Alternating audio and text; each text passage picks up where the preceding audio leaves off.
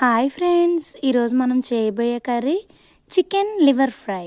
Tasty liver ఫ్రైని ఎలా prepare చేయాలో చూసేద్దామా. ముందుగా ఫ్రెష్ చికెన్ తీసుకొని వాష్ చేసి పక్కన పెట్టుకోవాలి. తర్వాత స్టవ్ వెలిగించి ప్యాన్ పెట్టుకొని ప్యాన్ వేడెక్కిన తర్వాత దానిలోకి ఆయిల్ పోసుకోవాలి.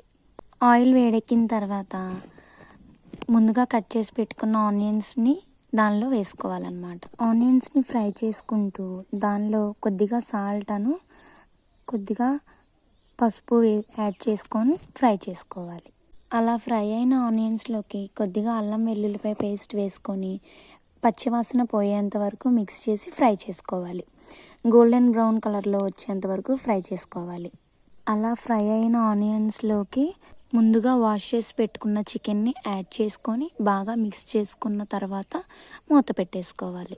మూత పెట్టుకున్న తర్వాత ఒక 10 మినిట్స్ బాయిల్ అయిన తర్వాత ఒకసారి మళ్ళీ మూత తీసి ఒకసారి కలుపుకొని దానిలో కొద్దిగా కారం కొద్దిగా సాల్ట్ యాడ్ చేసి మళ్ళీ ఒకసారి బాగా మిక్స్ చేసి మూత పెట్టేసుకోవాలి. ఇప్పుడు కాసేపు బాయిల్ అవ్వనివ్వాలి.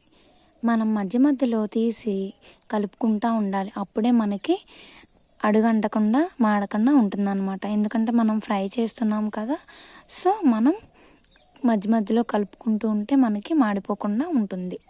ఇప్పుడు మూత తీసి దగ్గర పడిన తర్వాత కొద్దిగా చికెన్ మసాలా అండ్ ధనియాల పొడి కొద్దిగా కొత్తిమీర వేసుకొని మళ్ళీ మొత్తం కలిసేలా బాగా మిక్స్ చేసి మూత పెట్టేసుకోవాలి. 2 మినిట్స్ ఫ్రై అయిన తర్వాత మూత తీసి చూస్తే వేడి టేస్టీ అయిన చికెన్ లివర్ ఫ్రై రెడీ.